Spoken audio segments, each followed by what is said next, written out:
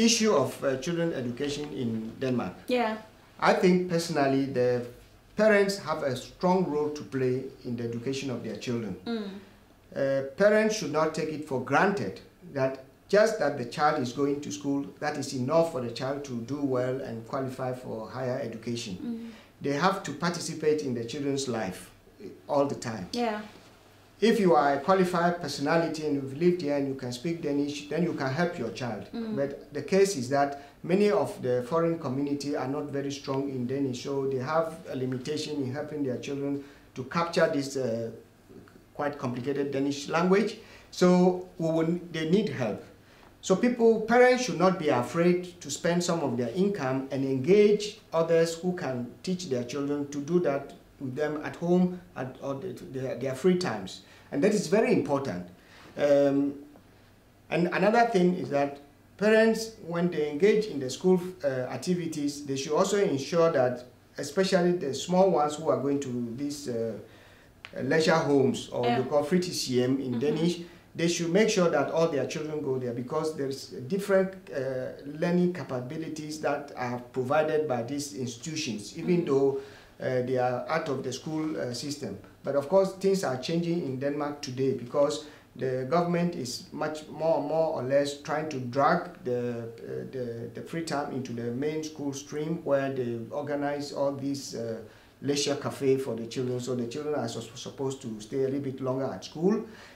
But still, it's not enough for a foreign community to rely only on that. And a lot of parents, they were complaining about that the children are going to be spending much more time at school if it's not going to be a huge problem.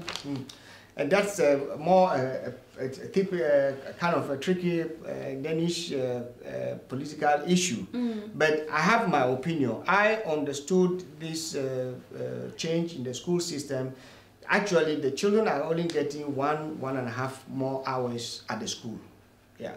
So I don't see why it's so much a problem.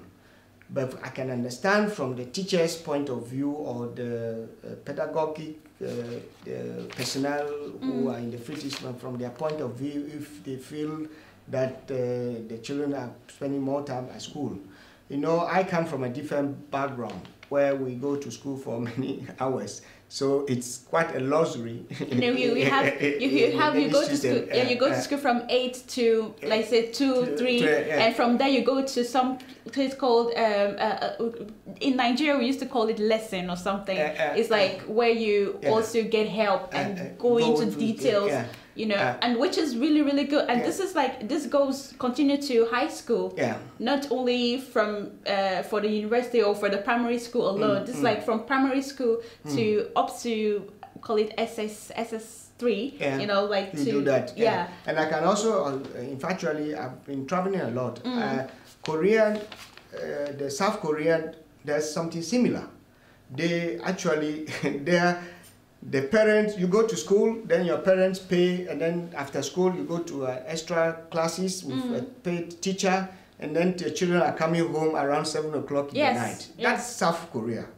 But I'm not saying that we should practice South Korea here in Denmark, but we have to be aware of the fact that your child doesn't develop if you are not engaged in the child, if you don't actually buy extra help for the child. The Danish language, if you cannot speak it, you cannot help your child very much. And another thing, I think parents from the African community in general, when I visit homes, is that they are not, they don't have this culture of watching Danish television. And that is also where you learn the language, especially the children's program. Actually, the Danish community and the Danish library have a lot of books or CDs you can borrow and play at home for your children. The children will always think that this is boring in the beginning, but if you sit with them and they follow this, they will also pick up the necessary knowledge which is necessary. Actually, there's a Chinese woman in this country called Jin Jin, as I pronounce it, I think that's the correct name, who has been very critical of the Danish way of education children, where they thought they are too lazy, people don't work very hard. So he has been following, she has been following some children in Jutland and helping their parents who are foreigners how to help their children to go to the school system and pass there and motivate them to take the studies more serious and do well. Because if you are first damaged by one way, then you also lose this ability to motivate you. So again, it's the parents' engagement which is very necessary. And then the parents have to send their children to sports activities. And of course, the sports activities, there are many different types. And one should open up to this, that when you send your child to a sports activity, you are not just leaving the child for the trainer.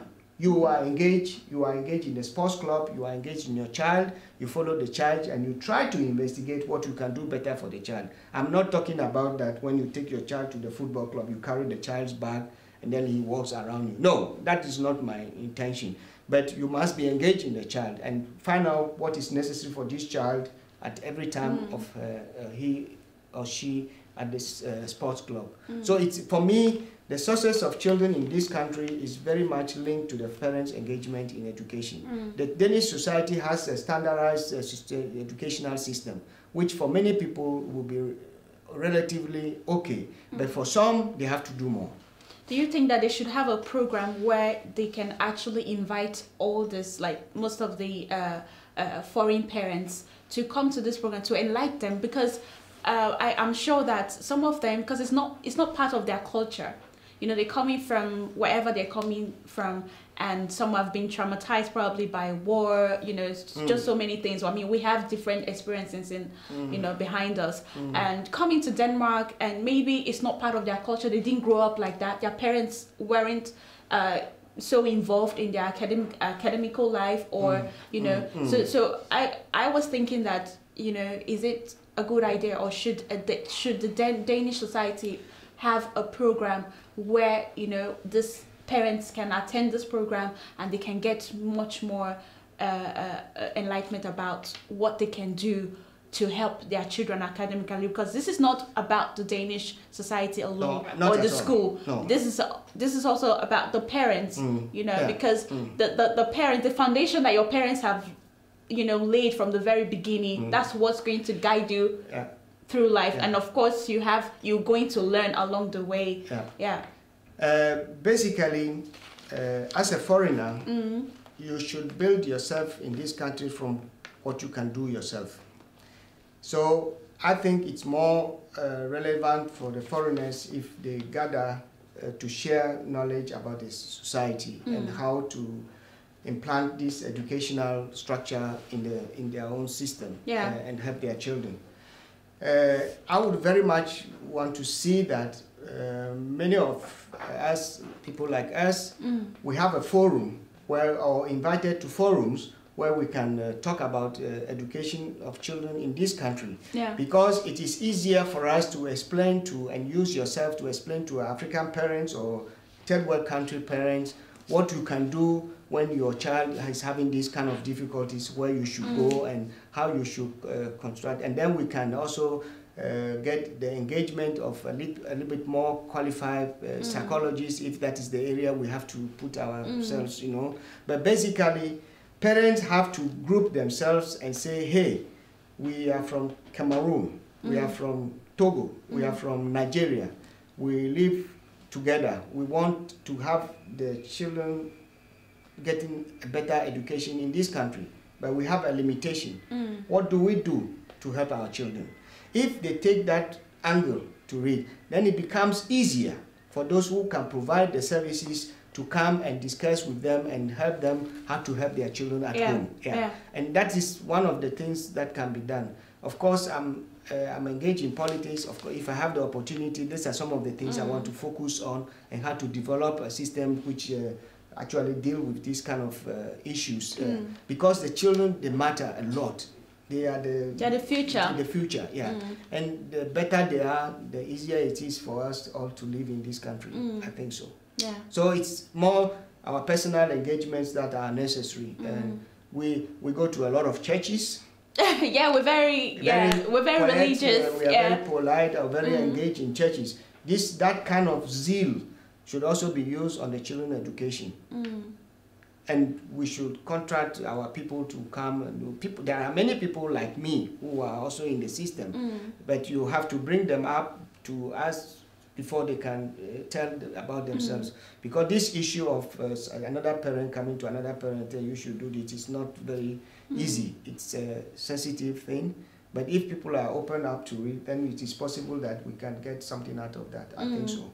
And of course, I have to tell you that I think a lot of the children are doing okay, but it is not enough. It's not enough. No. Yeah, because like you said, it's a sensitive issue to tell parents that, you have to do more, you have to be involved in your academical, because no parents wants to feel that, you know, they are failed or they have failed, you know, in parenting. Yeah, and thank God we have an organization called UVU, also for the youth, because a lot of kids, they are out there, they really don't know, they really don't have somebody they look up to in the society.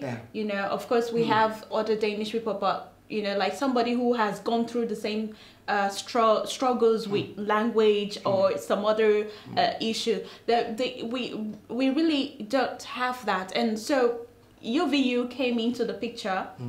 Actually, I'm one of the advisors in UVU. In UVU. Yeah, so I'm also part of the group. You're part of the group, and it's so amazing. I had a chat with the chairman, Mary Consolata, who is the chairman for UVU, and how she came about and everything. It's also based on her personal experience and personal struggle. So it's like, it's not only one person. Most African foreign youths are going through the same struggle, and it's so amazing to have somebody like you to look up to and say, hey, you know, if Dr. Lartey can do it, why can't I? And also for you to be there and being the advisor and tell those people which way to go. And you know, because a lot of doors have been slammed on people's face, that, oh, you're not good enough, and that's it. You're not, just because you can't speak the language doesn't mean that you are stupid. You know, that's just because you don't understand, you cannot express yourself in Danish doesn't mean that you're stupid. Because you went to this farm school. I mean, you started from there up to the university, up to university level, and of course you said your Danish wasn't perfect, but the fact that you understood and you knew what you wanted and you went for it, it's just amazing. But because actually when you get up to the master's and the PhD level, you do most of your papers in English anyway. Oh. So there's no limit for what you can achieve. Exactly. But this school, the UVU project, we need a similar project at the public school level. What does UVU stands for? Because I know in Danish it means translated to English. Basically, it's about foreigners helping foreigners. Foreigners helping foreigners. Academically. But their focus has always been on the university level, so you have to be there to get as much as you can get from it, you know. And I really understand the basic concept why it is necessary. We have a lot of students who are coming up now, although some come at the older age and they have to go into the university center. But these systems, it's not a question of discrimination. The system is not very easy for even Danes to figure out what they should do. You see, so when you come from outside, you just feel that you are a foreigner, so you don't have access to information. But no, it is not like that. But access to information, you have to look for. It is not given to you automatically. No, you have to. And that's the Danish system. That in the Danish educational structure, you are not taught to remember things by heart like you do in some African countries. When you don't know something, we say something like chew and paw. If you don't know it, you learn it by heart and then you can recite it 1,000 times, you know, but you don't actually understand it. The Danish educational system is not like that. The Danish educational system is built in training you how to look at information, and that is where the problem comes in. Yeah. You know, so when we come with, we expect people to deliver information for us. Exactly. No, we have to look for information, because the Danes are not good in delivering information to you. And also because you know what you want, yeah. and you also have to, because if you have to wait for somebody to deliver some information to you, they're just going to tell you and give you something that you really has nothing to do with you. No. So exactly. So my what we call it, my challenge to the African community is that we have to wake up and look for more information for ourselves, so that we can do the things that we believe will put us forward, especially when it comes to the children. Yeah. And I talk of this public school level, the primary school level. It is time we can start organizing something in that nature and build on as a support to the UV system. And actually, many people don't know there are 1 or 2 Africans who are also sitting on school boards and have got a lot of knowledge about what is happening at the schools. You know, it is naive to believe that all the teachers are the same. Just as we are different, the teachers are also different. You have motivating teachers and you have less motivating teachers. And these things you feel when you are a foreigner in the main public school system. And that is why we should come in and speak more about it. I'm very happy when I came here today and I was talking to Afrowood. Is developing a TV program which will probably put us together, where we come to debate these issues about education for the children, sports activities for the children, and how to train your child to be a Dane, not half. You know, there's nothing like half. You see, the child is here, so the child must be a Dane here. That the child comes from Africa, you cannot do anything about it. At the appropriate time, the child will sink back to Africa by himself or herself. And try to find so out about right now, it's important that they are well founded in this country. And that well integrated in this country, because they're living here. And that you do by taking, joining the sports facilities, utilizing them to the highest degree. And if you are naturally not academically strong, then you can build on your sports. You know, that is also possible. But you need a foundation to do that. We should send our children to small trips around the country. We should visit the funny areas of Denmark where you would never dream of going, instead of putting our money to long distance travel to our countries. Africa. I visit my country every 5 years or every 7 years. I don't go there very often. But that is what we should do. These holidays we get, spare some small money, take them to Fyn, Odense. Find some suburb around Fyn and go to such funny places, you know, visit the islands of the country. Then you can get some stimulations into these children, and they come to love the country in a better and a different way, and meet other people, you know. So sending your kids to Africa to get some cultural experience is not the issue. It's important for the child, but it is not supposed to be done every year. That's because we have some people in the society, they feel that their child is becoming too Danish or is becoming too stubborn, you know, and they will send the child to Africa. We have a lot of people from different parts of Africa that have done that, you know, from Somali, from Ghana, Nigeria, from different countries that have sent their child back home to Africa to get that cultural experience for like a year or 2, and then bring the child back. Do you think it's a good idea? It is a good idea to have your children visiting your country of origin to see what happens, because it builds back their self-understanding, how they understand themselves. That helps, but it should not be done frequently, because the children are becoming bad. That notion of send my child to Ghana because my child is becoming bad or not respecting is a wrong conception.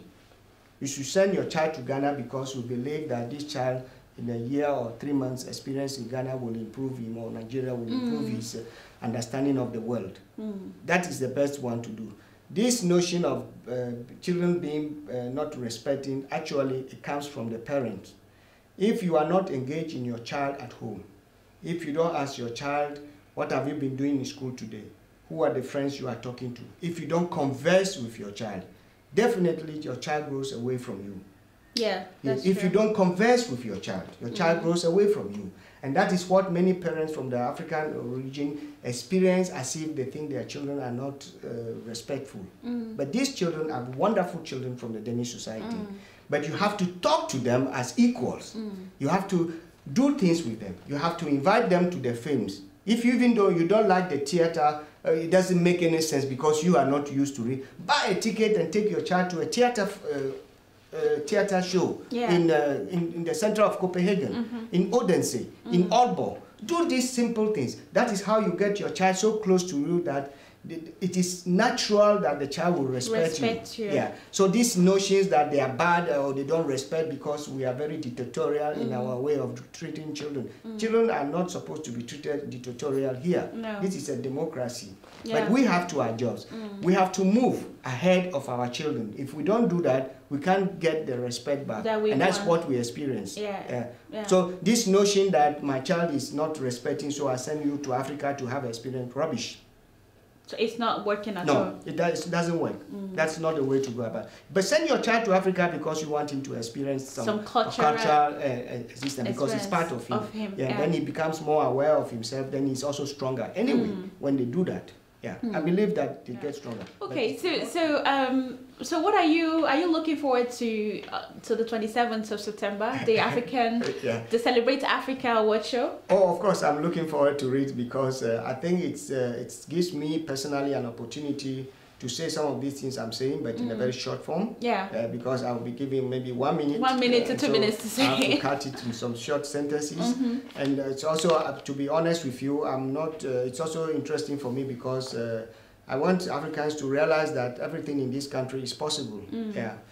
From my political lifestyle, my social engagement, and my educational engagement, that should prove to any child in this country that it is possible to achieve these things if you work for it. If you work for it. There's room for everybody in this country. If you are not academically strong, you can always do something if you focus. The idea is that you have to get your own motivations, and children can't do these things by themselves. They have to be helped by their parents. It's as easy as that. It's as easy as that. I'm lucky I didn't have my parents here, but I was also matured when I came at the age of 25, so I know exactly what I'm looking for.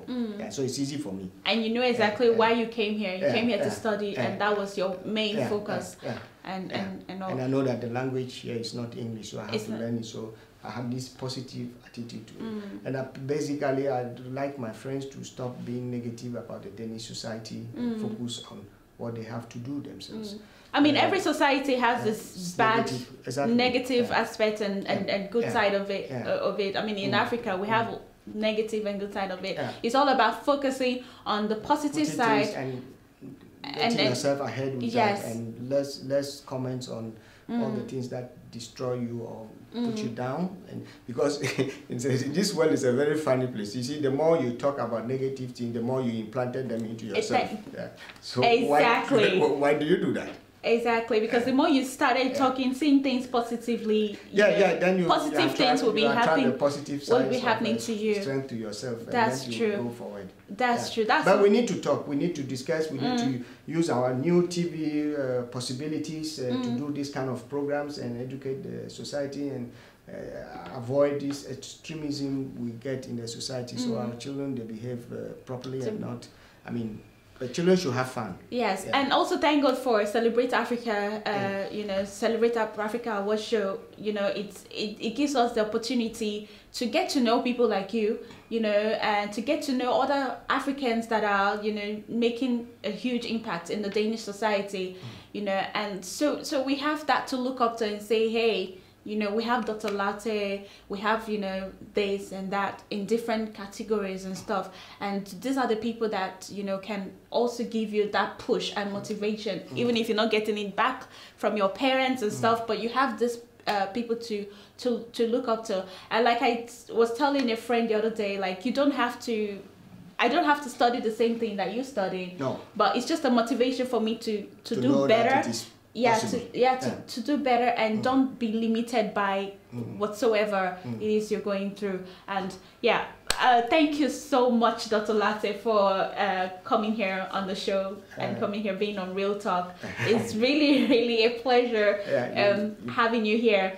And on the 27th of September, that's Celebrate Africa. And I hope you're going to, you're going to be there, and I'm going to see you on the red carpet. And I'm going to be hosting the red carpet for Celebrate Africa. Okay, that sounds good. That sounds very good. And I'm also looking very much forward to it. And I wish to also to state that actually I'm also a member of the African Denmark Diaspora Rally, ADDR.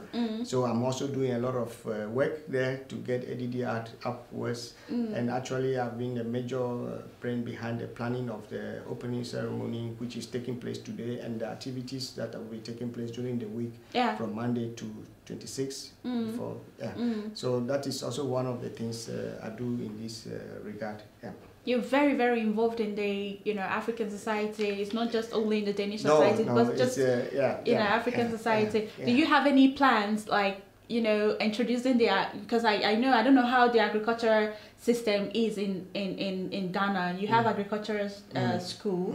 And do you have any plans going there to maybe show them what you've, the knowledge you've earned or you've gotten from Denmark? That's a typical Danish question.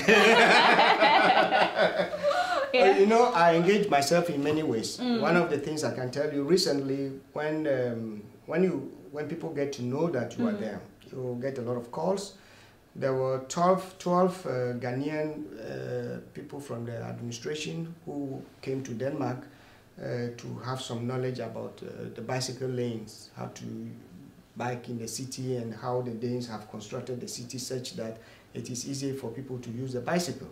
Then somebody, the leader of the project here, they called me by coincidence. And I spent the whole day working with these people, biking with them, and showing them from somewhere in Amaya all the way to Norrebro, and then we took the Green Line and ended up at Veneminige, which is at Ostrobo, where I introduced them to another aspect of my social engagement, because in that area we have what we call the Almost for News, which I am a member of the board there too. So I took them there to hear what is being done in a local area which can be implanted in Ghana. So actually, even though I'm not in Ghana, I get a lot of things done for Ghanaians. If the embassy calls me, I am there. When somebody comes here and I get to know it, I'm participating in that. So that is how I transfer my knowledge. I'm hoping one day they'll call me to become a minister. Then I can do the it's going to happen. Everything, anything is possible in this world, And thank you so much for being on the show. You're welcome. And that was it, folks. And I hope you enjoyed the show. I am definitely going to see you on the next one. Bye.